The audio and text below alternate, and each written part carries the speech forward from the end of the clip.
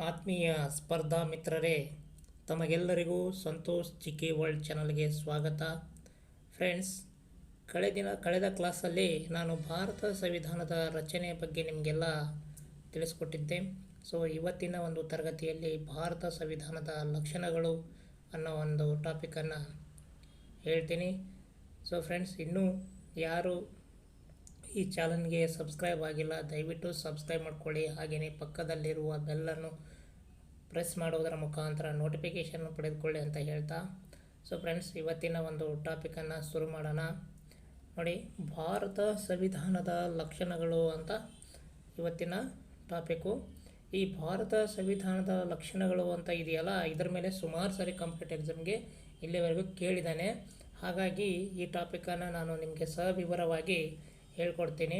So ನೋಡೋದಾದರೆ ನೋಡಿ, ಇಲ್ಲಿ ಫಸ್ಟ್ನೇದ್ದು ಭಾರತ ಸಂವಿಧಾನದ ಲಕ್ಷಣಗಳು. ಅದರಲ್ಲಿ ಒಂದನೇದ್ದು ಲಕ್ಷಣ ಏನಪ್ಪ ಅಂದರೆ, ನೋಡಿ, ಈ ಲಕ್ಷಣ ಬಗ್ಗೆ ಹೇಳಬೇಕಾದ್ರೆ ಒಂದು ಎಕ್ಸಾಂಪಲ್ ಕೊಡ್ತೀನಿ ನಿಮಗೆ. ಯಾವುದೇ ಒಂದು ಇದು ಮಾಡಬೇಕಾದ್ರೆ ನೋಡಿ, ಈಗ ಎಕ್ಸಾಂಪಲ್ ಏನಪ್ಪ ಅಂದರೆ, ಒಂದು ವ್ಯಕ್ತಿಯನ್ನು ತಗೊಂಡಾಗ ನಾವು ಏನು ಮಾಡ್ತೀವಿ ಅಂದರೆ, ಆ ವ್ಯಕ್ತಿಯ ಲಕ್ಷಣಗಳನ್ನು ನಾವು ನೋಡ್ತೀವಿ. ವ್ಯಕ್ತಿಯ ಲಕ್ಷಣಗಳು ಅಂದರೆ ಹೇಗೆ? ಈಗ ನೋಡಿ, ವ್ಯಕ್ತಿ ಅವನ ಲಕ್ಷಣ ಹೇಳ್ರಪ್ಪ ಅಂತ ಹೇಳಿದ್ರೆ ಏನು ಮಾಡ್ತೀವಿ? ಅವನು ಉದ್ದ ಇದ್ದಾನೆ, ಅವನು ದಪ್ಪ ಇದ್ದಾನೆ, ಅವನು ಕಪ್ಪಗಿದ್ದಾನೆ ಅಂತ ನಾವು ಹೇಳ್ತೀವಿ. ಹಾಗೆಯೇ ಯಾವುದೇ ಒಂದು ವಿಷಯ ತಗೊಂಡ್ರೆ, ಈಗ ನಾವು ಭಾರತ ಸಂವಿಧಾನದ ಲಕ್ಷಣಗಳನ್ನು ಚರ್ಚೆ ಮಾಡುವಾಗ ಅದರಲ್ಲಿ ಅದು ಹೆಂಗಿದೆ, ಅದು ಯಾವ ರೀತಿ ಇದೆ, ಯಾವ ರೀತಿಯ ಒಂದು ಲಕ್ಷಣಗಳನ್ನು ಪಡೆದುಕೊಂಡಿದೆ ಅನ್ನೋದನ್ನು ತಿಳ್ಕೊಬೇಕಾಗತ್ತೆ. ಹಾಗೆ ನೋಡಿ, ಇಲ್ಲಿ ನೀವು ಕನ್ಫ್ಯೂಸ್ ಮಾಡ್ಕೋಬಾರ್ದು. ಭಾರತ ಸಂವಿಧಾನದ ಲಕ್ಷಣಗಳು ಅಂದರೂ ಕೂಡ ಒಂದೇ, ಸ್ವರೂಪ ಅಂದರೂ ಕೂಡ ಒಂದೇ. ಲಕ್ಷಣ ಅಂದ್ರೂ ಒಂದೇ, ಸ್ವರೂಪ ಅಂದ್ರೂ ಒಂದೇ. ಇದನ್ನು ನೀವು ನೆನಪಿಟ್ಕೊಳ್ಳಿ. ಸೊ ನೋಡಿ, ಇಲ್ಲಿ ಒಂದನೇ ಲಕ್ಷಣ ಏನು? ಬೃಹತ್ ಸಂವಿಧಾನ. ನೋಡಿರಿ, ಬೃಹತ್ ಸಂವಿಧಾನ. ಭಾರತ ಸಂವಿಧಾನವು ಒಂದು ಬೃಹತ್ ಸಂವಿಧಾನವಾಗಿದೆ. ಹಾಗೆಯೇ ಎರಡನೇದ್ದು ವಯಸ್ಕ ಮತದಾನ ಪದ್ಧತಿ ಅನ್ನೋದು ಎರಡನೇ ಲಕ್ಷಣ. ಹಾಗೆಯೇ ಮೂರನೇ ಲಕ್ಷಣ ಏಕ ಪೌರತ್ವ. ಹಾಗೆಯೇ ತುರ್ತು ಪರಿಸ್ಥಿತಿಯ ಅಧಿಕಾರಗಳು ಅನ್ನೋದು ನಾಲ್ಕನೆಯ ಲಕ್ಷಣ. ತಿದ್ದುಪಡಿ ವಿಧಾನ, ಇದು ಐದನೇ ಲಕ್ಷಣ. ಹಾಗೆಯೇ ಆರನೇ ಲಕ್ಷಣ ನೋಡೋದಾದರೆ ಮೂಲಭೂತ ಹಕ್ಕುಗಳು ಅಂತ ಹೇಳಿ ಆರನೇ ಲಕ್ಷಣ. ಸಂಯುಕ್ತ ಪದ್ಧತಿ, ಆಮೇಲೆ ದ್ವಿಸದನ ಪದ್ಧತಿ, ಆಮೇಲೆ ಸ್ವತಂತ್ರ ಸಂಸ್ಥೆಗಳು, ಆಮೇಲೆ ಎರವಲು ಸಂವಿಧಾನ. ನೋಡಿ, ಇಷ್ಟು ಭಾರತ ಸಂವಿಧಾನದ ಲಕ್ಷಣಗಳು ಅಂತ ಬರ್ತವೆ. ಇನ್ನೂ ಕೆಲವೊಂದು ಪಾಯಿಂಟ್ಸ್ ಬರ್ತವೆ. ನಾನು ಎಕ್ಸಾಮ್ ದೃಷ್ಟಿಯಿಂದ ಎಷ್ಟು ಬೇಕು ಅಷ್ಟನ್ನು ಹೇಳ್ತಾ ಇದ್ದೀನಿ ನಿಮಗೆ. ಸೊ ಇಲ್ಲಿ ಕ್ವಶನ್ ಹೆಂಗೆ ಕೇಳ್ತಾನೆ ಅಂತ ನೋಡೋದಾದರೆ, ಈ ಕೆಳಗಿನವುಗಳಲ್ಲಿ ಯಾವುದು ಭಾರತದ ಸಂವಿಧಾನದ ಲಕ್ಷಣವಲ್ಲ ಅಂತ ಕೇಳ್ತಾನೆ. ಆವಾಗ ನಿಮಗೆ ಈ ಎಲ್ಲ ಲಕ್ಷಣಗಳು ಗೊತ್ತಿದ್ದರೆ ಕರೆಕ್ಟಾಗಿ ನೀವು ಆನ್ಸರ್ ಮಾಡ್ತೀರಾ. ಇನ್ನೊಂದು ಹಿಂಗೂ ಕೇಳ್ಬೋದು, ಭಾರತದ ಸಂವಿಧಾನದ ಲಕ್ಷಣಗಳು ಅಂತ ಕೊಟ್ಬಿಟ್ಟು ಒಂದು 3 ಆಪ್ಷನ್ಸ್ ಏನು ಮಾಡ್ತಾನೆ, ಭಾರತ ಸಂವಿಧಾನದ ಲಕ್ಷಣಗಳನ್ನು ಕೊಟ್ಟಿರ್ತಾನೆ. ಆಮೇಲೆ 4ನೇ ಆಪ್ಷನ್ಸ್ ಏನಂತ ಕೊಟ್ಟಿರ್ತಾನೆ, ಈ ಮೇಲಿನ ಎಲ್ಲವೂ ಅಂತ ಕೊಟ್ಟಿರ್ತಾನೆ. ಹಾಗಾಗಿ ನೀವು ಭಾರತದ ಸಂವಿಧಾನದ ಲಕ್ಷಣಗಳನ್ನೆಲ್ಲನ ನೆನಪಿಟ್ಕೋಬೇಕಾಗತ್ತೆ ಎಕ್ಸಾಮ್ ದೃಷ್ಟಿಯಿಂದ. ಸೊ ಹಾಗಾಗಿ ಈಗ ನಾವು ಮುಂದೆ ಈ 10 ಲಕ್ಷಣಗಳ ಬಗ್ಗೆ ಒಂದೊಂದಾಗಿ ಸವಿವರವಾಗಿ ತಿಳಿದುಕೊಳ್ಳೋಣ. ಬನ್ನಿ. ನೋಡಿ, ಒಂದನೇದು ಭಾರತ ಸಂವಿಧಾನವು ಬೃಹತ್ ಸಂವಿಧಾನ. ನಾನು ಆಗಲೇ ಹೇಳಿದೆ, ಬೃಹತ್ ಸಂವಿಧಾನ. ನೋಡ್ರಿ, ನಮ್ಮದು ಭಾರತದ ಸಂವಿಧಾನ ಜಗತ್ತಿನಲ್ಲಿಯೇ ಅತಿ ದೊಡ್ಡ ಸಂವಿಧಾನ ಮತ್ತು ಲಿಖಿತ ಸಂವಿಧಾನ. ಹಾಗಾಗಿ ಬೃಹತ್ ಸಂವಿಧಾನ ಅಂತ ಹೇಳ್ತೀವಿ. ಬೃಹತ್ ಅಂದರೂ ಒಂದೇ, ದೊಡ್ಡ ಅಂದರೂ ಒಂದೇ. ಹಾಗಾಗಿ ಜಗತ್ತಿನಲ್ಲಿ ಅತಿ ದೊಡ್ಡ ಸಂವಿಧಾನ ಮತ್ತು ಲಿಖಿತ ಸಂವಿಧಾನ ನಮ್ಮ ಭಾರತ ಸಂವಿಧಾನ. ಹಾಗೆಯೇ ನೋಡೋದಾದರೆ ಜಗತ್ತಿನಲ್ಲಿ ಅತಿ ಚಿಕ್ಕವಾದ ಸಂವಿಧಾನ ಯಾವುದಂತ ನೋಡೋದಾದರೆ ಅಮೇರಿಕಾ ಸಂವಿಧಾನ. ಅದು ಕೇವಲ ಬರೀ 7 ವಿಧಿಗಳನ್ನು ಒಳಗೊಂಡಿರೋಂಥ ಒಂದು ಸಂವಿಧಾನ. ಇದನ್ನು ನೀವು ನೆನಪಿಟ್ಟುಕೊಳ್ಳಿ. ನೋಡಿ, ಇಲ್ಲಿ ಒಂದನೇ ಪಾಯಿಂಟ್ ಏನಿದೆ, ಭಾರತದ ಸಂವಿಧಾನವು ಬೃಹತ್ ಸಂವಿಧಾನವಾಗಿದೆ. 1935ರ ಕಾಯ್ದೆಯಿಂದ 70% ಅಂಶಗಳನ್ನು ಮತ್ತು ಇನ್ನುಳಿದ ಅಂಶಗಳನ್ನು ವಿವಿಧ ದೇಶಗಳಿಂದ ಎರವಲಾಗಿ ಪಡೆಯಲಾಗಿದೆ. ನೋಡ್ರಿ, 70% ಅಂಶಗಳನ್ನು ನಾವು ಯಾವುದರಿಂದ ಅಂದರೆ 1935ರ ಕಾಯ್ದೆಯಿಂದ 70% ಅಂಶಗಳನ್ನು ನಾವು ಪಡೆದುಕೊಂಡಿದ್ದೀವಿ. ಅಂದರೆ 100%ಅಲ್ಲಿ ನಾವು 70% ಭಾಗ 70% ಅಂಶಗಳನ್ನು ನಾವು 1935ರ ಕಾಯ್ದೆಯಿಂದ ನಾವು ಭಾರತ ಸಂವಿಧಾನದಲ್ಲಿ ತೆಗೆದುಕೊಂಡಿರುವಂಥ ಅಂಶಗಳು. ಇಲ್ಲಿ ಕ್ವಶನ್ ಹೆಂಗೆ ಬರುತ್ತೆ ಅಂತ ಕೇಳಿದಾಗ, ಭಾರತದ ಸಂವಿಧಾನವು 70% ಭಾಗವನ್ನು ಈ ಕೆಳಗಿನ ಯಾವ ಕಾಯ್ದೆಯಿಂದ ಪಡೆದುಕೊಂಡಿದೆ ಅಂತ ಕೇಳಿದಾಗ 1935ರ ಕಾಯ್ದೆ. ವೆರಿ ವೆರಿ ಇಂಪಾರ್ಟೆಂಟ್, ನೆನಪಿಟ್ಕೊಳ್ಳಿ. ಹಾಗೆಯೇ ಭಾರತ ಸಂವಿಧಾನದಲ್ಲಿ ದಿನದಿಂದ ದಿನಕ್ಕೆ ತಿದ್ದುಪಡಿ ಮಾಡಿ ಅನೇಕ ಅಂಶಗಳನ್ನು ಸೇರಿಸಲಾಗುತ್ತದೆ. ನೋಡ್ರಿ, ಈಗ ಭಾರತ ಸಂವಿಧಾನ ನಾವು ರಚನೆ ಮೂಲ ಸಂವಿಧಾನ ನೋಡಿದಾಗ ಅದನ್ನು ಯಾವುದೇ ರೀತಿ ತಿದ್ದುಪಡಿ ಮಾಡಿರಲಿಲ್ಲ. ಹಾಗಾಗಿ ಈಗ ನಾವು ದಿನದಿಂದ ದಿನ ಕಳೆದಂಗೆ ಹೆಂಗಾಗ್ತಾ ಇದೆ, ಸಂವಿಧಾನ ತಿದ್ದುಪಡಿ ಆಗ್ತಾ ಇದೆ. ಇಲ್ಲಿಯವರೆಗೂ ಸುಮಾರು ಸರಿ ತಿದ್ದುಪಡಿ ಆಗಿದೆ. ಹಾಗಾಗಿ ಒಂದು ಉದಾಹರಣೆ ನೋಡೋದಾದರೆ 2011ರಲ್ಲಿ 97ನೇ ತಿದ್ದುಪಡಿ ಮಾಡುವುದರ ಮೂಲಕ 9B ಹೊಸದಾದ ಭಾಗ ಮಾಡಿಕೊಂಡು ಅದರಲ್ಲಿ ಸಹಕಾರ ಸಂಘಗಳ ಸ್ಥಾಪನೆ ಕುರಿತು 243 ZH ಮತ್ತು 243 ZT ವಿಧಿಯವರೆಗೂ ವಿವರಿಸಲಾಗಿದೆ. ನೋಡ್ರಿ, ಅಂದರೆ ತಿದ್ದುಪಡಿ ಮಾಡಲಾಗಿ ಇಲ್ಲಿವರೆಗೆ ಸುಮಾರು ಸಲ ತಿದ್ದುಪಡಿ ಮಾಡಿದೆ, ದಿನದಿಂದ ದಿನಕ್ಕೆ ತಿದ್ದುಪಡಿ ಮಾಡಲಾಗಿದೆ ಅನ್ನೋದಕ್ಕೆ ಒಂದು ಎಕ್ಸಾಂಪಲ್ ಇದು.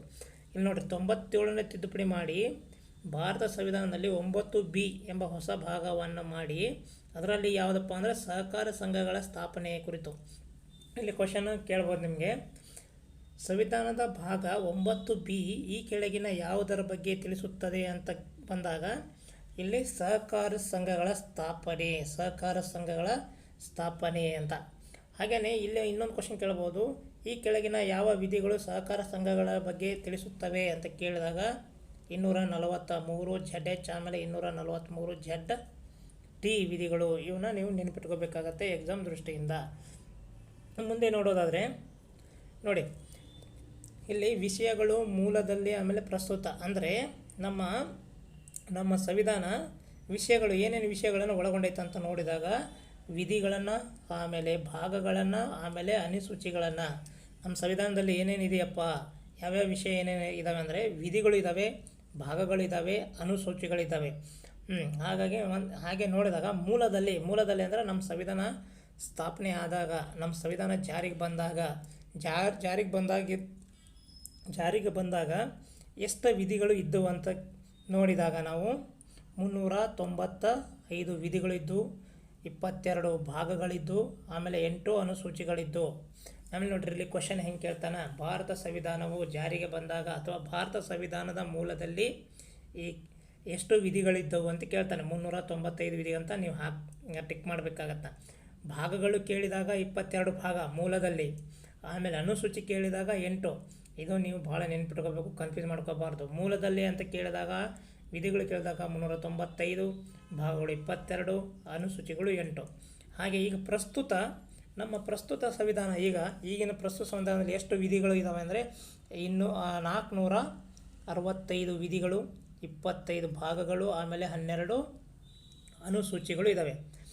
ಪ್ರಸ್ತುತ ಸಂವಿಧಾನದಲ್ಲಿ ಇರುವಂಥ ವಿಧಿಗಳ ಸಂಖ್ಯೆ ಅಂತ ಕೇಳಿದಾಗ 465, ಭಾಗಗಳು ಅಂತ ಕೇಳಿದಾಗ 25, ಹಾಗೆಯೇ ಅನುಸೂಚಿಗಳು ಅಂತ ಕೇಳಿದಾಗ 12. ಇದನ್ನು ನೆನಪಿಟ್ಕೊಳ್ಳಿ ಎಕ್ಸಾಮ್ ದೃಷ್ಟಿಯಿಂದ. ಇದರಲ್ಲಿ ಕ್ವಶನ್ ಕೇಳೋ ಚಾನ್ಸಸ್ಸು ತುಂಬ ಇರುತ್ತೆ. ನೆಕ್ಸ್ಟ್ ಎರಡನೇ ಲಕ್ಷಣಗಳನ್ನು ನೋಡಿದಾಗ ವಯಸ್ಕರ ಮತದಾನದ ಪದ್ಧತಿ. ಭಾರತ ಸಂವಿಧಾನದ ಎರಡನೇ ಲಕ್ಷಣ ವಯಸ್ಕರ ಮತದಾನದ ಪದ್ಧತಿ. ಸೊ ಇಲ್ಲಿ ಭಾರತದಲ್ಲಿ ಮತದಾನದ ವಯಸ್ಸು 21 ಆಗಿತ್ತು. 1988ರಲ್ಲಿ 61ನೇ ತಿದ್ದುಪಡಿ ಮಾಡುವುದರ ಮೂಲಕ ಮತದಾನದ ವಯಸ್ಸು 18ಕ್ಕೆ ಇಳಿಸಲಾಯಿತು. ನೋಡ್ರಿ, ಇಲ್ಲಿ ಕ್ವಶನ್ ಹೆಂಗೆ ಕೇಳ್ತಾನಂದರೆ,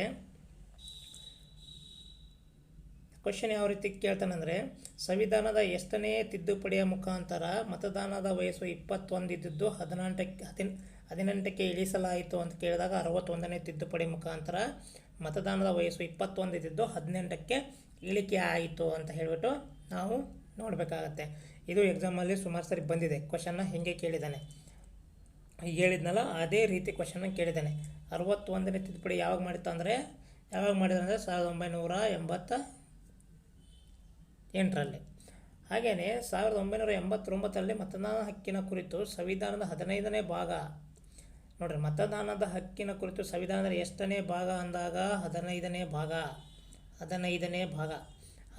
ಭಾಗ ಮತದಾನದ ಹಕ್ಕಿನ ಕುರಿತು ವಿವರಿಸುತ್ತೆ. ಹಾಗೆಯೇ 326ನೇ ವಿಧಿಯಲ್ಲಿ ತಿಳಿಸುತ್ತದೆ. ಮತದಾನದ ಹಕ್ಕಿನ ಬಗ್ಗೆ ತಿಳಿಸುವಂಥ ವಿಧಿ ಯಾವುದಂದರೆ 326ನೇ ವಿಧಿ.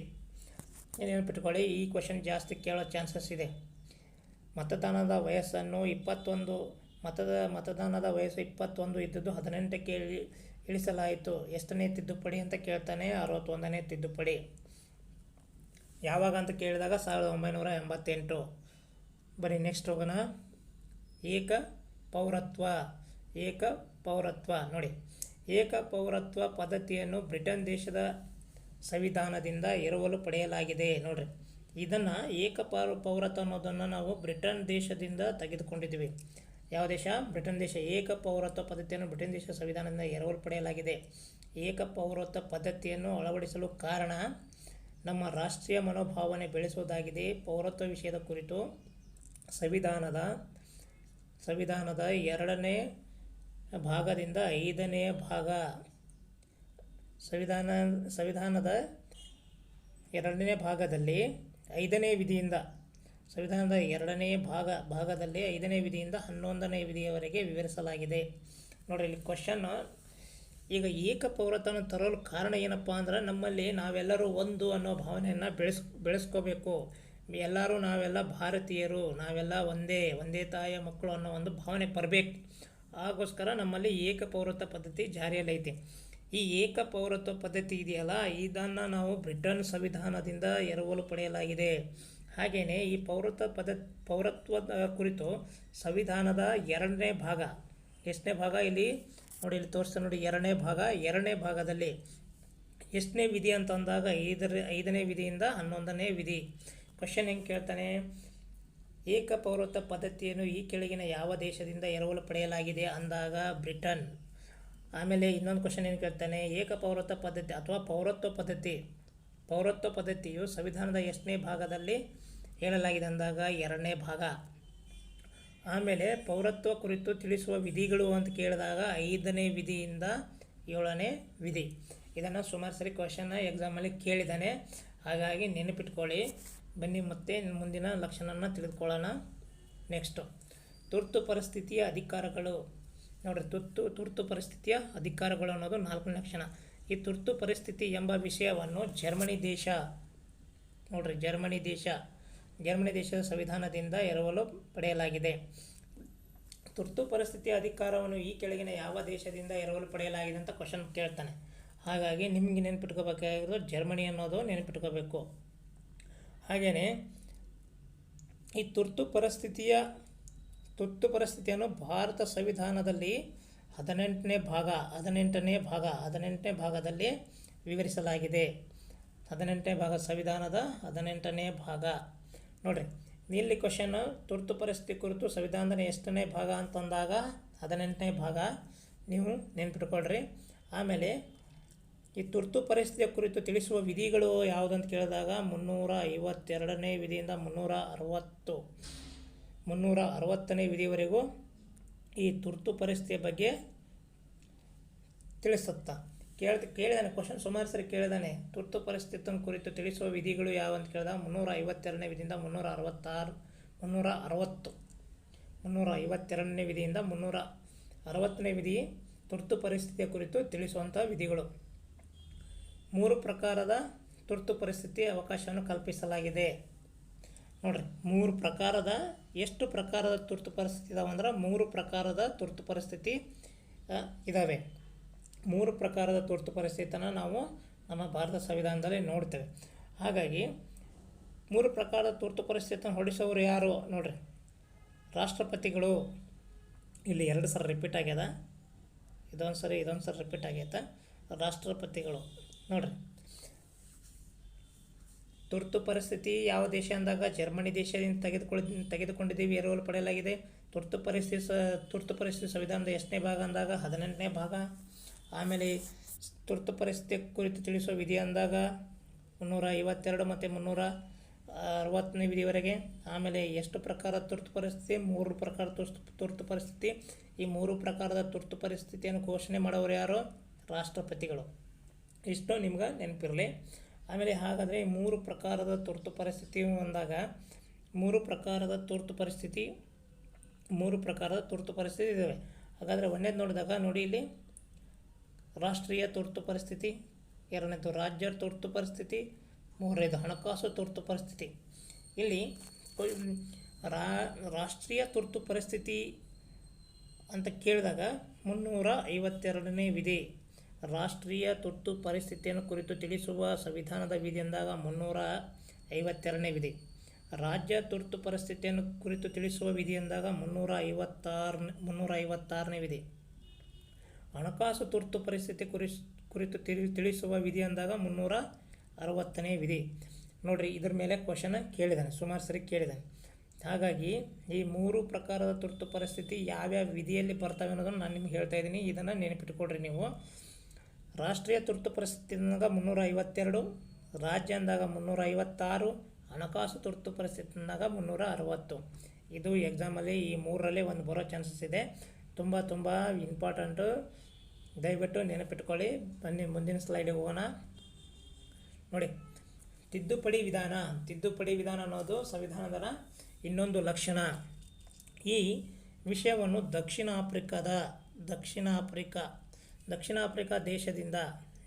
ಆಫ್ರಿಕಾ ದೇಶದಿಂದ ನಾವೇನು ಮಾಡಿದ್ದೀವಿ? ಈ ಒಂದು ತಿದ್ದುಪಡಿ ವಿಧಾನವನ್ನು ನಾವು ತೆಗೆದುಕೊಂಡಿದ್ದೀವಿ. ಇಲ್ಲಿ ಕ್ವಶನ್ ಹೆಂಗೆ ಕೇಳ್ತಾನ?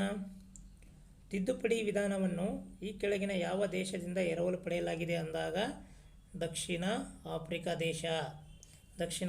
ದೇಶದಿಂದ ಎರವಲಾಗಿ ಪಡೆಯಲಾಗಿದೆ. ಸಂವಿಧಾನದ 368ನೇ ವಿಧಿಯ ಪ್ರಕಾರ 2 ರೀತಿಯಲ್ಲಿ ತಿದ್ದುಪಡಿ ಮಾಡಲಾಗುತ್ತದೆ. ನೋಡ್ರಿ, ಸಂವಿಧಾನದ ಈ ಕೆಳಗಿನ ಯಾವ ವಿಧಿಯ ಪ್ರಕಾರ ತಿದ್ದುಪಡಿ ಮಾಡಲಾಗುತ್ತದೆ ಅಂದಾಗ 368.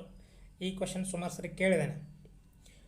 ಈ ಕೆಳಗಿನ ಯಾವ ವಿಧಿಯ ಪ್ರಕಾರ ಭಾರತ ಸಂವಿಧಾನದ ತಿದ್ದುಪಡಿ ಮಾಡಲಾಗುತ್ತದೆ?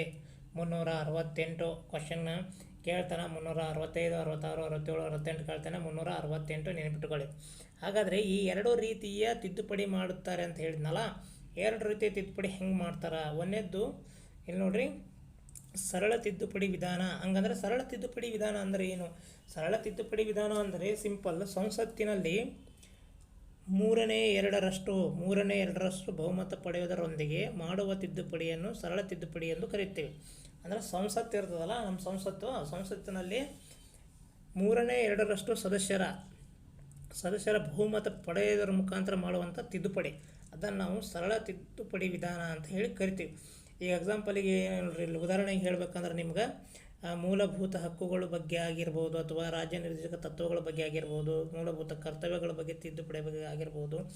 ಈ ವಿಷಯಗಳ ಬಗ್ಗೆ ತಿದ್ದುಪಡಿ ಮಾಡಿದಾಗ ಸಂಸತ್ತಿನಲ್ಲಿ 2/3 ಬಹುಮತ ಪಡೆಯುವುದರ ಮುಖಾಂತರ ಈ ಕೆಳಗಿನ ವಿಷಯಗಳ ಬಗ್ಗೆ ನಾವು ತಿದ್ದುಪಡಿ ಮಾಡಬಹುದು. ನೆಕ್ಸ್ಟ್, ಕಠಿಣ ತಿದ್ದುಪಡಿ ವಿಧಾನ. 2ನೇ ವಿಧಾನ ಕಠಿಣ ತಿದ್ದುಪಡಿ ವಿಧಾನ. ಕಠಿಣ ತಿದ್ದುಪಡಿ ವಿಧಾನ ಅಂದರೆ ಏನು? ಸಂಸತ್ತಿನಲ್ಲಿ 3/2 ಜನರ ಬಹುಮತ ಜೊತೆಗೆ ಅದರ ಜೊತೆಗೆ ಅರ್ಧದಷ್ಟು ರಾಜ್ಯಗಳ ಒಪ್ಪಿಗೆ. ನೋಡ್ರಿ, ಅಲ್ಲಿ ಬರೀ ಸಂಸತ್ತಿನ 3/2 ಸದಸ್ಯರಷ್ಟ ಪಡಿಬೇಕಾಗಿತ್ತು ಸರಳ ತಿದ್ದುಪಡಿಯಲ್ಲಿ. ಆದರೆ ಇಲ್ಲಿ ಕಠಿಣ ತಿದ್ದುಪಡಿಯಲ್ಲಿ ಏನಿದೆ ಅಂದರೆ 3/2 ಸದಸ್ಯರ ಬಹುಮತ ಇರಬೇಕು, ಜೊತೆಗೆ ಅರ್ಧ ರಾಜ್ಯಗಳ ಒಪ್ಪಿಗೆ ಇರಬೇಕು. ಬಹುಮತ ಜೊತೆಗೆ ಅರ್ಧದಷ್ಟು ರಾಜ್ಯಗಳ ಒಪ್ಪಿಗೆ ಇರಬೇಕು. ಪಡೆಯೋದರ ಮೂಲಕ ಮಾಡುವ ತಿದ್ದುಪಡಿಯನ್ನು ಕಠಿಣ ತಿದ್ದುಪಡಿ. ಅಂದರೆ ಈಗ ನಮ್ಮ ಭಾರತ ಇದೆಯಲ್ಲ, ಭಾರತ ದೇಶದಲ್ಲಿ ನಾವು 28 ರಾಜ್ಯಗಳನ್ನು ಕಾಣ್ತೀವಿ. ಹಾಗಾಗಿ 28 ರಾಜ್ಯ ಅಂದಾಗ ನಾವು ಅರ್ಧದಷ್ಟು ಅಂದಾಗ ಏನು ಮಾಡಬೇಕಾಗತ್ತೆ? ಅಲ್ಲಿ 15 ರಾಜ್ಯಗಳ ಒಪ್ಪಿಗೆ ಪಡಿಬೇಕಾಗತ್ತೆ.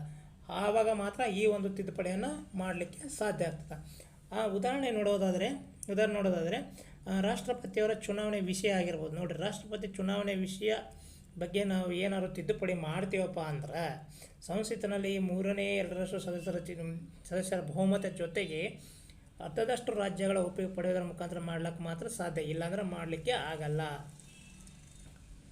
ನೆಕ್ಸ್ಟ್ ಮೂಲಭೂತ ಹಕ್ಕುಗಳು. ಈ ವಿಷಯವನ್ನು ಅಮೆರಿಕ ದೇಶ ಸಂವಿಧಾನದಿಂದ ಎರವಲಾಗಿ ಪಡೆಯಲಾಗಿದೆ. ನೋಡ್ರಿ, ಇದನ್ನು ನಾವು ಅಮೆರಿಕ ದೇಶದಿಂದ ಎರವಲಾಗಿ ಪಡೆಯಲಾಗಿದೆ. ಮೂಲಭೂತ ಹಕ್ಕುಗಳನ್ನು ಈ ಕೆಳಗಿನ ಯಾವ ದೇಶದಿಂದ ಎರವಲು ಪಡೆಯಲಾಗಿದೆ ಅಂದಾಗ ಮೂಲಭೂತ ಹಕ್ಕುಗಳನ್ನು ನಾವು ಅಮೆರಿಕ ದೇಶದಿಂದ ಎರವಲು ಪಡೆಯಲಾಗಿದೆ. ಈ ಕ್ವಶನ್ ಅಂತೂ ಸುಮಾರು ಸಲ ರಿಪೀಟ್ ಆಗಿದೆ, ಪದೇ ಕೇಳ್ತಾನೆ ಇರ್ತಾನೆ. ದಯವಿಟ್ಟು ನೀವು ನೆನ್ಪಿಟ್ಕೊಳ್ಳಿ, ಯಾಕಂದರೆ ಪದೇ ಕೇಳುವಂಥ ಕೇಳುವಂಥ ಕ್ವಶನ್ಗಳನ್ನು ನೆನ್ಪಿಟ್ಕೋಬೇಕಾಗತ್ತೆ. ಸೊ ನೆಕ್ಸ್ಟ್ ನೋಡಿದಾಗ ಸಂವಿಧಾನದ ಮೂರನೇ ಭಾಗದಲ್ಲಿ 12ನೇ ವಿಧಿಯಿಂದ 35ನೇ ವಿಧಿ 12ನೇ ವಿಧಿಯಿಂದ 35ನೇ ವಿಧಿಯವರೆಗೆ ಮೂಲಭೂತ ಹಕ್ಕುಗಳ ಕುರಿತು ವಿವರಿಸಲಾಗಿದೆ. ನೋಡ್ರಿ, ಮೂಲಭೂತ ಹಕ್ಕುಗಳನ್ನು ಸಂವಿಧಾನದ ಎಷ್ಟನೇ ಭಾಗದಲ್ಲಿ ವಿವರಿಸಲಾಗಿದೆ ಅಂತ ಕ್ವಶನ್ ಕೇಳ್ತಾನೆ. ನೀವು ಹಾಕಬೇಕಾಗಿರೋದು 3ನೇ ಭಾಗ. ವೆರಿ ಇಂಪಾರ್ಟೆಂಟ್, ನೆನಪಿಟ್ಕೊಳ್ಳಿ. ಆಮೇಲೆ ಮೂಲಭೂತ ಹಕ್ಕುಗಳ ಬಗ್ಗೆ ತಿಳಿಸುವ ವಿಧಿಗಳು ಯಾವುವು ಅಂತ ಕೇಳ್ತಾನೆ. ವಿಧಿಗಳಂದಾಗ 12ನೇ ವಿಧಿಯಿಂದ 35ನೇ ವಿಧಿ 12ನೇ ವಿಧಿಯಿಂದ 35ನೇ ವಿಧಿ. ಅಲ್ಲಿ ಆಪ್ಷನ್ಸ್ ಕೊಡ್ತಾನೆ. 12ನೇ ವಿಧಿಯಿಂದ 13ನೇ ವಿಧಿ, 12ನೇ ವಿಧಿಯಿಂದ 35ನೇ ವಿಧಿ, 12ನೇ ವಿಧಿಯಿಂದ 45ನೇ, ಹಿಂಗೆ ಕೊಡ್ತಾನೆ. ನಿಮಗೆ ನೆನ್ಪಿಟ್ಕೊಳ್ಳಿ, ಸಂವಿಧಾನದ 3ನೇ ಭಾಗದಲ್ಲಿ ಮೂಲಭೂತ ಹಕ್ಕುಗಳು ಕಂಡುಬರ್ತವೆ. ಹಾಗೂ 12ನೇ ವಿಧಿಯಿಂದ 35ನೇ ವಿಧಿವರೆಗೆ ನಾವೇನಪ್ಪ ಅಂದರೆ ಮೂಲಭೂತ ಹಕ್ಕುಗಳ ಬಗ್ಗೆ ನಾವು ತಿಳಿದುಕೊಳ್ತೀವಿ. ಆಮೇಲೆ ಮೂಲಭೂತ ಹಕ್ಕುಗಳನ್ನು ನಾವು ಅಮೆರಿಕ ದೇಶದಿಂದ ಎರವಲು ಪಡೆಯಲಾಗಿದೆ. ಇಲ್ಲಿ 3 ಕ್ವಶನ್ ಕೇಳುವಂಥ ಚಾನ್ಸಸ್ ಜಾಸ್ತಿ. ಇಲ್ಲಿ 3 ಕ್ವಶನ್ ಹಿಂಗೆ ಬರ್ತಾವೆ ಅಂತ ಹೇಳ್ತಾ ಇದ್ದೀನಿ, ನೋಡ್ಕೊಳ್ಳಿ. ನೆಕ್ಸ್ಟ್ ನೋಡೋದಾದರೆ ಇವುಗಳನ್ನು ಭಾರತದ ಮ್ಯಾಗ್ನಾ ಕಾರ್ಟ್ ಎಂದು ಕರೆಯುತ್ತಾರೆ. ನೋಡ್ರಿ, ಭಾರತದ ಮ್ಯಾಗ್ನಾ ಕಾರ್ಟ್ ಎಂದು ಕರೆಯುತ್ತಾರೆ. ಕ್ವಶನ್ನು, ಈ ಕೆಳಗಿನ ಯಾವುದನ್ನು ಭಾರತದ ಮ್ಯಾಗ್ನಾ ಕಾರ್ಟ್ ಎಂದು ಕರೆಯುತ್ತಾರೆ ಅಂತ ಕೇಳ್ತಾನೆ. ಮೂಲಭೂತ ಹಕ್ಕು, ಮೂಲಭೂತ ಕರ್ತವ್ಯ, ರಾಜ್ಯ ನಿರ್ದೇಶಕ ತತ್ವಗಳು ಯಾವುದು ಅಲ್ಲ ಅಂತ ಕೊಡಬಹುದು. ಆವಾಗ ನಿಮಗೆ ಗೊತ್ತಿರಬೇಕು ಮೂಲಭೂತ ಹಕ್ಕುಗಳು. ನಾವು ಮೂಲಭೂತ ಹಕ್ಕುಗಳನ್ನು ಭಾರತದ ಮ್ಯಾಗ್ನಾ ಕಾರ್ಟ್ ಅಂತ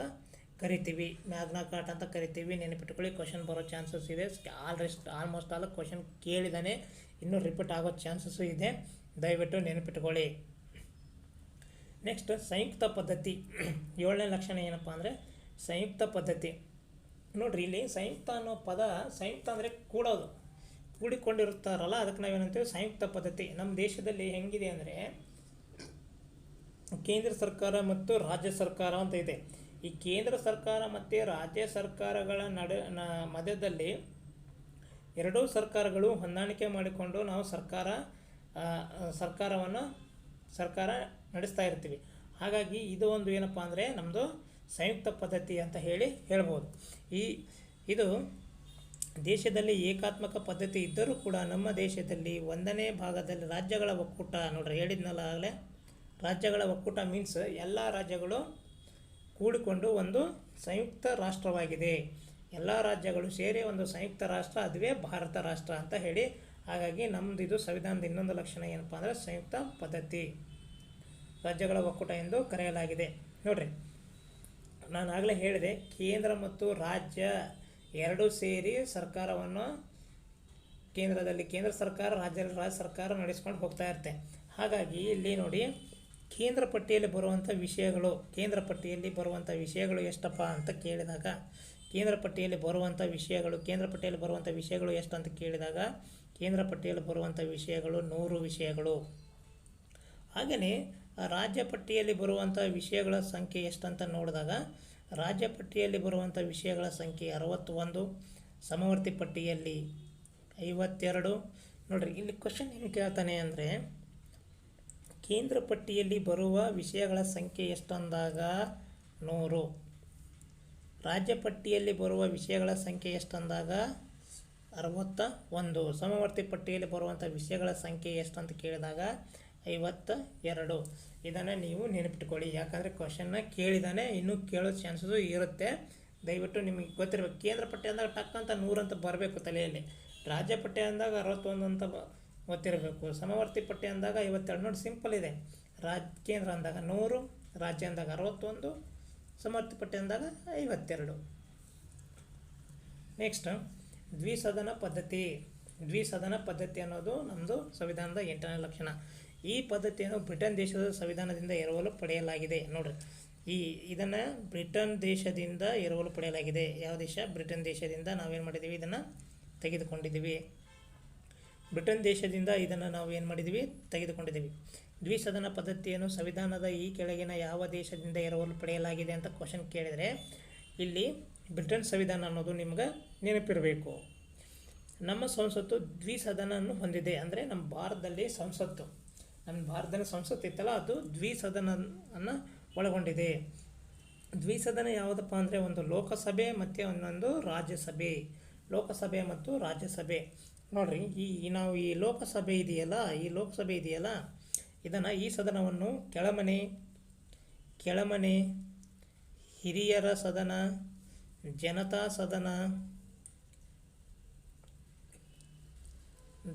ಸದನ ಎಂದು ಕರೆಯುತ್ತೇವೆ. ನೋಡ್ರಿ, ಈ ಲೋಕಸಭೆಯನ್ನು ನಾವು ಸಂಸತ್ತಿನ ಕೆಳಮನೆ, ಹಿರಿಯರ ಸದನ, ಜನತಾ ಸದನ ಎಂದು ಕರೆಯುತ್ತೇವೆ. ಸೊ ನೋಡಿ, ಇಲ್ಲಿ ಜನತಾ ಸದನ ಅಂದರೆ ಈ ಲೋಕಸಭೆಯಲ್ಲಿ ಜನರು ಭಾಗವಹಿಸ್ತಾರೆ, ಹಾಗಾಗಿ ಇದನ್ನು ಜನತಾ ಸದನ ಅಂತ ಹೇಳಿಬಿಟ್ಟು ಕರೀತೀವಿ. ಇನ್ನು ಲೋಕಸಭೆಗೆ ಆಯ್ಕೆ ಆಗಬೇಕಂದ್ರೆ 25 ವರ್ಷವನ್ನು ಹೊಂದಿರಬೇಕು. 25 ವರ್ಷ ಹೊಂದಿರಬೇಕು. ಆಮೇಲೆ ರಾಜ್ಯಸಭೆಗೆ ಇದು ಆಗಬೇಕು, ಅರ್ಹತೆ ಪಡೆದಿರಬೇಕು. ರಾಜ್ಯಸಭೆಗೆ ಅರ್ಹತೆ ಪಡೆಯಬೇಕು, 30 ವಯಸ್ಸು ಹೊಂದಿರಬೇಕು. ರಾಜ್ಯಸಭೆ. ನೆಕ್ಸ್ಟ್ 2ನೇ ಸದನ ರಾಜ್ಯಸಭೆ. ಈ ಸದನವನ್ನು ಮೇಲ್ಮನೆ, ಬುದ್ಧಿವಂತರ, ಆಮೇಲೆ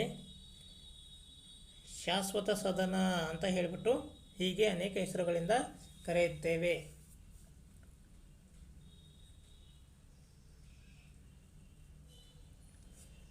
ಇದು ಲೋಕಸಭೆ ಇದೆಯಲ್ಲ, ಇದು ಹಿರಿಯರಲ್ಲ, ಇದು ಕಿರಿಯರ ಸದನ.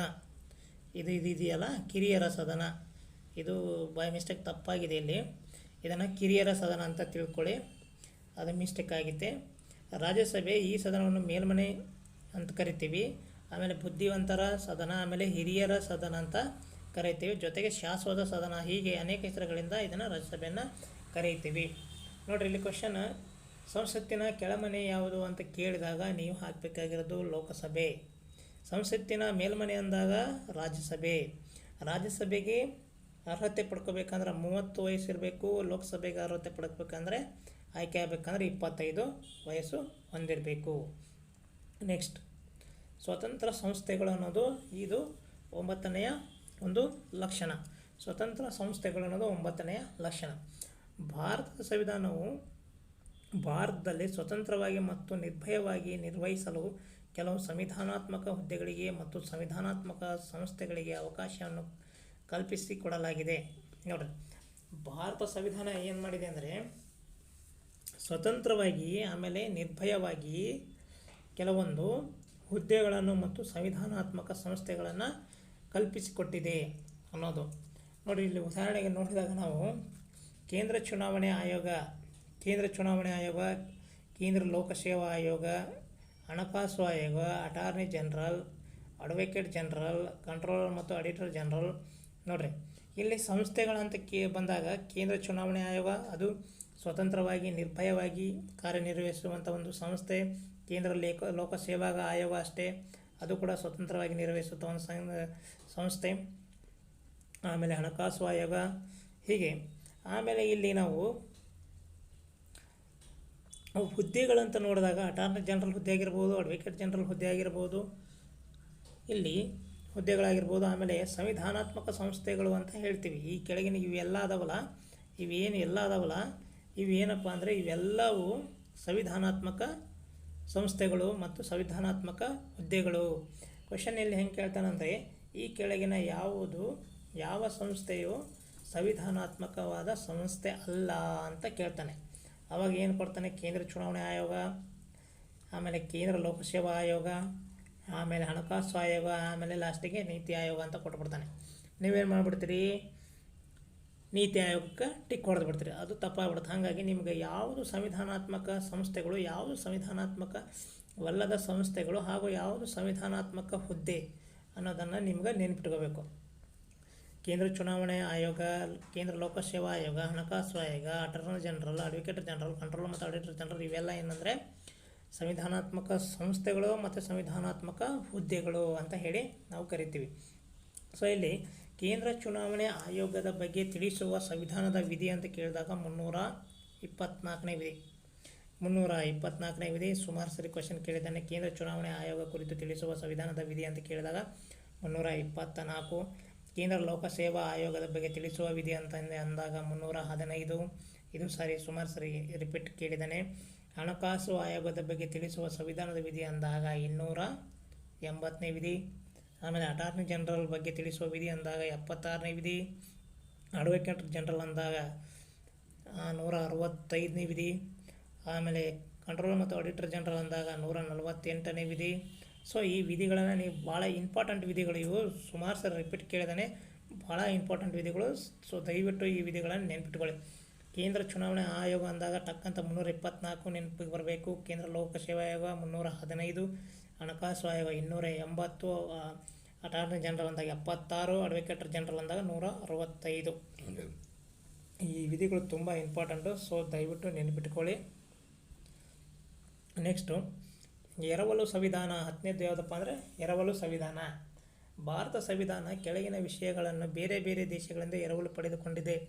ನಾನು ಆಗಲೇ ಸ್ಟಾರ್ಟಿಂಗ್ ಹೇಳಿದೆ ನಿಮಗೆ, ಸ್ಟಾರ್ಟಿಂಗ್ ಒಂದು ಲಕ್ಷಣ ಹೇಳುವಾಗ ನಿಮಗೆ ಹೇಳಿದೆ. ಏನಂತ ಹೇಳಿದೆ ಅಂದರೆ ನಿಮಗೆ 70% ಅಂಶಗಳನ್ನು 1935ರ ಕಾಯ್ದೆಯಿಂದ ಪಡೆದುಕೊಂಡಿದ್ದೀವಿ. ಆಮೇಲೆ ಉಳಿದನ್ನು ಬೇರೆ ದೇಶಗಳಿಂದ ಎರವಲು ಪಡೆಯಲಾಗಿದೆ ಅಂತ ಹೇಳಿದೆ. ಹಾಗಾಗಿ ಇಲ್ಲಿ ನೋಡಿ, ಒಂದನೇದು 1935ರ ಕಾಯ್ದೆ. 1935ರ ಕಾಯ್ದೆಯಿಂದ ನಾವು ಏನೇನು ತೆಗೆದುಕೊಂಡಿದ್ದಪ್ಪ ಅಂದ್ರೆ ಒಕ್ಕೂಟ ವ್ಯವಸ್ಥೆ, ರಾಜ್ಯಪಾಲರು, ಸಾರ್ವಜನಿಕ ಸೇವೆಗಳು, ನ್ಯಾಯಾಂಗ ಪದ್ಧತಿ, ಇದನ್ನೆಲ್ಲ ನಾವು 1935ರ ಕಾಯ್ದೆಯಿಂದ ತೆಗೆದುಕೊಂಡು ಇನ್ನೂ ಸುಮಾರಿದೆ. 70% ಅಂದರೆ ಭಾಳ ಇದೆ. ನಾನಿಲ್ಲಿ ಇಂಪಾರ್ಟೆಂಟ್ ಇರೋದಷ್ಟನ್ನು ತೆಗೆದುಕೊಂಡಿದ್ದೀನಿ. ನೆಕ್ಸ್ಟು ಬ್ರಿಟನ್ ಸಂವಿಧಾನದಿಂದ ನಾವು ಏನೇನು ಎರವಲು ಪಡ್ಕೊಂಡಿದ್ದೀವಪ್ಪ ಅಂದರೆ ಸಂಸದೀಯ ಪದ್ಧತಿ, ಆಮೇಲೆ ಏಕಪೌರತ್ವ, ಆಮೇಲೆ ರಿಟ್ಟುಗಳು, ದ್ವಿಸದನ, ಕ್ಯಾಬಿನೆಟ್ ಪದ್ಧತಿ. ನೋಡಿರಿ, ಕ್ಯಾಬಿನೆಟ್ ಪದ್ಧತಿ ಇವನು ತುಂಬ ನೀವು ನೆನಪಿಟ್ಕೋಬೇಕಾಗತ್ತೆ. ದಯವಿಟ್ಟು ಇವನು ಸ್ವಲ್ಪ ನೆನಪಿಟ್ಕೊಳ್ಳಿ. ರಿಟ್ಟುಗಳನ್ನು ಈ ಕೆಳಗಿನ ಯಾವ ದೇಶದಿಂದ ಎರವಲು ಪಡೆಯಲಾಗಿದೆ ಅಂತ ಕೇಳ್ತಾನೆ. ಬ್ರಿಟನ್. ಸಂಸದೀಯ ಪದ್ಧತಿ ಅಂದಾಗ ಬ್ರಿಟನ್. ಏಕಪೌರತ್ವ, ರಿಟ್ಟುಗಳು, ದ್ವಿಸದನ, ಕ್ಯಾಬಿನೆಟ್ ಪದ್ಧತಿ ಇವೆಲ್ಲ ನಾವು ಬ್ರಿಟನ್ ಸಂವಿಧಾನದಿಂದ ಎರವಲು ಪಡೆದುಕೊಂಡಿದ್ದೀವಿ. ಹಾಗೆಯೇ ಅಮೇರಿಕಾ ಸಂವಿಧಾನ ಅಂತ ನಾವು ನೋಡಿದಾಗ ನೋಡಿರಿ, ಇಂಪಾರ್ಟೆಂಟ್ ಆಗಿರೋದು ಮೂಲಭೂತ ಹಕ್ಕುಗಳು.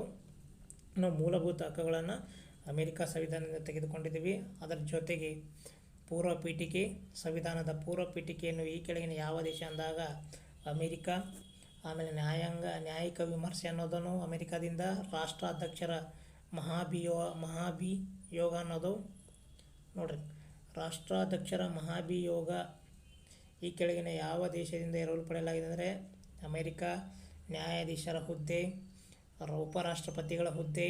ನೋಡಿರಿ, ಇವೆಲ್ಲ ನೆನಪಿಟ್ಕೋಬೇಕು. ಪೂರ್ವ ಪೀಠಿಕೆ, ಮೂಲಭೂತ ಹಕ್ಕುಗಳು, ನ್ಯಾಯಿಕ ವಿಮರ್ಶೆ, ರಾಷ್ಟ್ರಾಧ್ಯಕ್ಷರ ಮಹಾಭಿಯೋಗ, ನ್ಯಾಯಾಧೀಶರ ಹುದ್ದೆ, ಉಪರಾಷ್ಟ್ರಪತಿಗಳ ಹುದ್ದೆ, ಇವೆಲ್ಲ ನಾವು ಅಮೇರಿಕಾ ದೇಶ ಸಂವಿಧಾನದ ಎರವಲು ಪಡೆಯಲಾಗಿದೆ. ಸುಮಾರು ಸರಿ ಬರೀ ಜಾಸ್ತಿ ಕೇಳಿದೆ ಅವನು ಮೂಲಭೂತ ಹಕ್ಕುಗಳನ್ನು ಅಂತ ಕೇಳಿದ್ದಾನೆ. ಅಮೇರಿಕಾ ಸಂವಿಧಾನ ನೆನಪಿಟ್ಕೊಳ್ಳಿ. ಇದ್ರ ಜೊತೆಗೆ ಇವನು ಸ್ವಲ್ಪ ನೀವು ನೆನಪಿಟ್ಕೊಳ್ಳೋಕೆ ಟ್ರೈ ಮಾಡಿರಿ. ನೆಕ್ಸ್ಟ್ ಐರ್ಲ್ಯಾಂಡ್ ದೇಶದಿಂದ ನಾವು ಏನೇನು ಪಡೆದುಕೊಂಡಿದ್ದಪ್ಪ, ಮುಖ್ಯವಾಗಿ ಹೇಳೋದಾದ್ರೆ ರಾಜ್ಯ ನಿರ್ದೇಶಕ ತತ್ವಗಳನ್ನು ನಾವು ಐರ್ಲ್ಯಾಂಡ್ ದೇಶದಿಂದ ತೆಗೆದುಕೊಂಡಿದ್ದೀವಿ. ಕ್ವಶನ್ ಇದ್ರ ಮೇಲೆ ಜಾಸ್ತಿ ಫೋಕಸ್ ಆಗುತ್ತಾ, ಇದ್ರ ಮೇಲೆ ಜಾಸ್ತಿ ಕೇಳುವಂಥ ಚಾನ್ಸಸ್. ರಾಜ್ಯ ನಿರ್ದೇಶಕ ತತ್ವಗಳನ್ನು ಯಾವ ದೇಶದಿಂದ ತೆಗೆದುಕೊಳ್ಳಲಾಗಿದೆ ಅಂದಾಗ ಐರ್ಲ್ಯಾಂಡು. ಅದರ ಜೊತೆಗೆ ರಾಜ್ಯಸಭೆಯ ಸದಸ್ಯರ ನಾಮಕರಣ, ಆಮೇಲೆ ಉಪರಾಷ್ಟ್ರಪತಿಗಳ ಚುನಾವಣೆ ಕೂಡ ನಾವು ಐರ್ಲ್ಯಾಂಡ್ ದೇಶದಿಂದ ತೆಗೆದುಕೊಂಡಿದ್ದೀವಿ. ನೆಕ್ಸ್ಟ್ ಆಸ್ಟ್ರೇಲಿಯಾ ದೇಶದಿಂದ ನಾವು ಏನನ್ನು ತೆಗೆದುಕೊಂಡಿದ್ದೀವಪ್ಪ ಅಂದ್ರೆ ಸಮವರ್ತಿ ಪಟ್ಟಿ. ಮುಖ್ಯವಾಗಿ ಸಮವರ್ತಿ ಪಟ್ಟಿ, ಆಮೇಲೆ ಜಂಟಿ ಅಧಿವೇಶನ, ಇವೆರಡನ್ನು ಆಸ್ಟ್ರೇಲಿಯಾ ದೇಶದಿಂದ ನಾವು ತೆಗೆದುಕೊಂಡಿದ್ದೀವಿ. ಇಲ್ಲಿವರೆಗೆ ಸುಮಾರು ಸರಿ ಕೇಳಿದ್ದೇನೆ. ಸಮವರ್ತಿ ಪಟ್ಟಿಯನ್ನು ಈ ಕೆಳಗಿನ ಯಾವ ದೇಶದಿಂದ ಎರವಲು ಪಡೆಯಲಾಗಿದೆ? ಆಸ್ಟ್ರೇಲಿಯಾ, ಅಮೇರಿಕಾ, ಆಫ್ರಿಕಾ, ಐಲ್ಯಾಂಡ್ ಹಿಂಗೆ ಕೇಳ್ತಾನೆ. ನಿಮಗೆ ನೆನಪಿಟ್ಕೋಬೇಕಾಗಿರೋದು ಆಸ್ಟ್ರೇಲಿಯಾ ಅಂದಾಗ ನಿಮಗೆ ಸಮವರ್ತಿ ಪಟ್ಟಿ ನೆನಪಿರಲಿ. ನೆಕ್ಸ್ಟ್ ಕೆನಡಾಯಿಂದ ನಾವು ಏನು ತೆಗೆದುಕೊಂಡಿದ್ದೀವಪ್ಪ, ಕೆನಡಾ ಸಂವಿಧಾನದಿಂದ, ಕೆನಡಾ ದೇಶದ ಸಂವಿಧಾನದಲ್ಲಿ ಏನು ತೆಗೆದುಕೊಂಡಿದ್ದೀವಿ ಅಂದರೆ ರಾಜ್ಯಪಾಲರ ನೇಮಕ. ಆಮೇಲೆ ಜರ್ಮನಿ ದೇಶದಿಂದ ತುರ್ತು ಪರಿಸ್ಥಿತಿ, ಭಾಳ ಇಂಪಾರ್ಟೆಂಟ್. ತುರ್ತು ಪರಿಸ್ಥಿತಿ ವ್ಯವಸ್ಥೆಯನ್ನು ಈ ಕೆಳಗಿನ ಯಾವ ದೇಶದಿಂದ ಎರವಲು ಪಡೆಯಲಾಗಿದೆ ಅಂದರೆ ಜರ್ಮನಿ. ಭಾಳ ಇಂಪಾರ್ಟೆಂಟ್, ಸುಮಾರು ಸರಿ ಕೇಳಿದ್ದಾನೆ ಎಕ್ಸಾಮಲ್ಲಿ, ಸುಮಾರು ಸರಿ ರಿಪೀಟ್ ಆಗ್ತಾನೇ ಇದೆ. ನೆಕ್ಸ್ಟ್ ರಷ್ಯಾ ದೇಶದಿಂದ ನಾವು ಏನನ್ನು ತೆಗೆದುಕೊಂಡಿದ್ದೀವಪ್ಪ ಅಂದರೆ ರಷ್ಯಾದಿಂದ ಪ್ರಮುಖವಾಗಿ ಹೇಳ್ಬೇಕಂದ್ರೆ ಮೂಲಭೂತ ಕರ್ತವ್ಯಗಳು ಇದು ಭಾಳ ಇಂಪಾರ್ಟೆಂಟ್ ನೋಡಿರಿ. ಮೂಲಭೂತ ಕರ್ತವ್ಯಗಳು ಭಾಳ ಇಂಪಾರ್ಟೆಂಟ್. ಮೂಲಭೂತ ಕರ್ತವ್ಯಗಳು ಅಂದಾಗ ರಷ್ಯಾ ಅಂತ ನೆನಪಿರಬೇಕು. ಮೂಲಭೂತ ಹಕ್ಕುಗಳು ಅಂದಾಗ ನಿಮಗೆ ಅಮೇರಿಕಾ ಅಂತ ನೆನಪಿರಬೇಕು. ತುರ್ತು ಪರಿಸ್ಥಿತಿ ಅಂದಾಗ ನಿಮಗೆ ನೆನಪಿಟ್ಕೋಬೇಕಾಗಿರುತ್ತೆ. ಆಮೇಲೆ ತುರ್ತು ಪರಿಸ್ಥಿತಿ ಅಂದ ತಕ್ಷಣ ನಿಮಗೆ ಜರ್ಮನಿ ಅಂತ ನೆನಪು ಬರಬೇಕು. ಹಾಗೆಯೇ ಸಾಮಾಜಿಕ, ಆರ್ಥಿಕ, ರಾಜಕೀಯ ನ್ಯಾಯ ಕೂಡ ನಾವು ರಷ್ಯಾ ದೇಶದಿಂದ ತೆಗೆದುಕೊಂಡಿದ್ವಿ. ಇನ್ನು ಫ್ರೆಂಚ್ ದೇಶದ ಸಂವಿಧಾನದ ಏನೇನು ಪಡ್ಕೊಂಡಿದೆ, ಪೂರ್ವ ಪೀಠಿಕೆಯಲ್ಲಿ ಬರುವಂಥ ಸಮಾನತೆ, ಸ್ವಾತಂತ್ರ್ಯ ಮತ್ತು ಭ್ರಾತೃತ್ವ ಅಂತ ಹೇಳಿ ಈ 3 ಪದಗಳನ್ನು ನಾವೇನು ಮಾಡಿದ್ದೀವಿ ಅಂದರೆ ಫ್ರೆಂಚ್ ದೇಶದ ಸಂವಿಧಾನದಿಂದ ಪಡೆದುಕೊಂಡಿದ್ದೀವಿ. ನೋಡಿ, ಕ್ವಶನ್ ಹಿಂಗೆ ಕೇಳ್ಬೋದು ಇಲ್ಲಿ, ಸಮಾನತೆ, ಸ್ವಾತಂತ್ರ್ಯ ಮತ್ತು ಭ್ರಾತೃತ್ವ ಎಂಬ ಪದಗಳನ್ನು ಈ ಕೆಳಗಿನ ಯಾವ ದೇಶದ ಸಂವಿಧಾನದಿಂದ ಎರವಲು ಪಡೆಯಲಾಗಿದೆ ಅಂತ ಕೇಳಿದಾಗ ಫ್ರೆಂಚ್. ಇದು ಭಾಳ ಇಂಪಾರ್ಟೆಂಟ್, ನೆನಪಿಟ್ಕೊಳ್ರಿ, ಕೇಳೋ ಚಾನ್ಸಸ್ ತುಂಬ ಇದೆ. ಸೊ ದಯವಿಟ್ಟು ಇಲ್ಲಿವರೆಗೆ ನಾನು ಯಾವುದನ್ನು ಹೇಳಿದ್ದೀನಿ ಎಲ್ಲನೂ ನೆನಪಿಟ್ಕೊಳ್ಳೋಕೆ ಟ್ರೈ ಮಾಡಿರಿ. ಆಮೇಲೆ ಯಾವುದನ್ನು ಕೇರ್ಲೆಸ್ ಮಾಡೋಕ್ಕೆ ಹೋಗ್ಬೇಡ್ರಿ. ಸೊ ದಯವಿಟ್ಟು ನೆನಪಿಟ್ಕೋರಿ. ಫ್ರೆಂಚ್, ಸಮಾನತೆ, ಸ್ವಾತಂತ್ರ್ಯ, ಭ್ರಾತೃತ್ವ ಅನ್ನೋ ಪದಗಳನ್ನು ಈ ಕೆಳಗಿನ ಯಾವ ದೇಶದಿಂದ ಎರವಲು ಪಡೆಯಲಾಗಿದೆ ಅಂದ ತಕ್ಷಣ ನಿಮಗೆ ಫ್ರೆಂಚ್ ಅಂತ ನೆನಪಿರಲಿ. ಕ್ವಶನ್ ಹೀಗೆ ಕೇಳ್ತಾನೆ. ಇನ್ನು ದಕ್ಷಿಣ ಆಫ್ರಿಕಾ ದೇಶದ ಸಂವಿಧಾನದಿಂದ ನಾವು ಏನು ಪಡ್ಕೊಂಡಿದ್ದೇವೆ ಅಂದರೆ ತಿದ್ದುಪಡಿ ವಿಧಾನವನ್ನು ನಾವು ದಕ್ಷಿಣ ಆಫ್ರಿಕಾ ಸಂವಿಧಾನದಿಂದ ನಾವು ಎರವಲು ಪಡೆದುಕೊಂಡಿದ್ವಿ. ಸೊ ದಯವಿಟ್ಟು ಈ ಕ್ವಶನ್, ಈಗ ನಾನು ತಿದ್ದುಪಡಿ ವಿಧಾನ ಅಂತ ಹೇಳಿದ್ನಲ್ಲ, ಇದನ್ನು ಸುಮಾರು ಸರಿ ಕೇಳಿದ್ದಾನೆ. ಆಗಲೇ ನಿಮಗೆ ಹೇಳಿದೆ, ತಿದ್ದುಪಡಿ ವಿಧಾನದ ವಿಧಿಗಳನ್ನು ಕೂಡ ನಾನು ಹೇಳಿದ್ದೀನಿ. ಸೊ ಇಲ್ಲಿ ಈ ಎರವಲು ಅಂತ ಹೇಳಿದ್ನಲ್ಲ, ಎರವಲು ಸಂವಿಧಾನ ಅಂತ ಹೇಳಿದ್ನಲ್ಲ, ಅಲ್ಲಿ ನೀವು ಮುಖ್ಯವಾಗಿ ನೆನ್ಪಿಟ್ಕೋಬೇಕಾಗಿರೋದು ಏನಪ್ಪ ಅಂದರೆ ಯಾವ್ಯಾವ ದೇಶದಿಂದ ಏನೇನು ತೆಗೆದುಕೊಂಡಿರೋ ನೆನ್ಪಿಟ್ಕೋಬೇಕು. ಇನ್ನು ನಾನು ಆಗಲೇ ಹೇಳಿದೆ, ಮೂಲಭೂತ ಹಕ್ಕು ಅಂದಾಗ ಅಮೇರಿಕಾ, ಆಮೇಲೆ ಮೂಲಭೂತ ಕರ್ತವ್ಯ ಅಂದಾಗ ರಷ್ಯಾ, ಆಮೇಲೆ ತುರ್ತು ಪರಿಸ್ಥಿತಿ ಅಂದಾಗ ಜರ್ಮನಿ, ಆಮೇಲೆ ಸಮವರ್ತಿ ಪಟ್ಟಿ ಅಂದಾಗ ಆಸ್ಟ್ರೇಲಿಯಾ, ಆಮೇಲೆ ತಿದ್ದುಪಡಿ ವಿಧಾನ ಅಂದಾಗ ದಕ್ಷಿಣ ಆಫ್ರಿಕಾ, ಆಮೇಲೆ ರಾಜನೈತಿಕ ತತ್ವ ಅಂದಾಗ ಐರ್ಲೆಂಡ್. ಹೀಗೆ ನೀವು ಎಲ್ಲನೂ ಕರೆಕ್ಟಾಗಿ ನೆನಪಿಟ್ಕೋಬೇಕು. ಇಂಪಾರ್ಟೆಂಟ್ ಇರೋದನ್ನು ಎಲ್ಲನೂ ನೆನಪಿಟ್ಕೋಬೇಕು. ಸೊ ಇಲ್ಲಿವರೆಗೆ ಭಾರತ ಸಂವಿಧಾನದ ಲಕ್ಷಣಗಳ ಬಗ್ಗೆ ನಾವು ಸವಿವರವಾಗಿ ತಿಳಿದುಕೊಂಡಿವಿ. ಯಾರಿಗೆಲ್ಲ ವಿಡಿಯೋ ಇಷ್ಟ ಆಗಿದೆ ದಯವಿಟ್ಟು ಒಂದು ಲೈಕ್ ಮಾಡಿ, ಆಮೇಲೆ ಸಬ್ಸ್ಕ್ರೈಬ್ ಮಾಡಿ, ಆಮೇಲೆ ನಿಮ್ಮ ಸ್ನೇಹಿತರಿಗೂ ಕೂಡ ಹೇಳಿ. ನೀವು ಅಷ್ಟೇ ವಿಡಿಯೋ ನೋಡಬೇಡಿ, ನಿಮ್ಮ ಸ್ನೇಹಿತರಿಗೂ ಕೂಡ ವಿಡಿಯೋನ ಶೇರ್ ಮಾಡಿ, ಜೊತೆಗೆ ಅವರನ್ನು ಕರ್ಕೊಂಬನ್ನಿ. ಒಳ್ಳೆ ಕ್ಲಾಸ್ ನಡೀತಾ ಇದೆ, ಎಲ್ಲ ಕಾಂಪಿಟೇಟಿವ್ ಎಕ್ಸಾಮ್ಗೆ ಹೆಲ್ಪ್ ಆಗುತ್ತೆ ಅಂತ ಹೇಳಿ ನೀವು ಎಲ್ಲ ಕ್ಲಾಸ್ ನೋಡ್ತಾ ಇದ್ದೀರಾ. ಯಾರೆಲ್ಲ ಕ್ಲಾಸ್ ನೋಡ್ತಾ ಇದ್ದೀರಾ, ನಿಮಗೆ ಕ್ಲಾಸ್ ಇಷ್ಟ ಆಗಿದರೆ ನಿಮ್ಮ ಫ್ರೆಂಡ್ಗಳನ್ನೆಲ್ಲರೂ ಕರ್ಕೊಂಬನ್ನಿ, ಅವರನ್ನು ಜಾಯಿನ್ ಮಾಡಿ, ನಿಮ್ಮ ಜೊತೆ ಅವರನ್ನು ಒಂದು ಸರ್ಕಾರಿ ಹುದ್ದೆಯನ್ನು ನೀವು ಪಡೆಯೋದ್ರ ಜೊತೆಗೆ ಅವರನ್ನು ಸರ್ಕಾರಿ ಹುದ್ದೆ ಪಡೆಯುವ ಹಾಗೆ ಮಾಡಿ.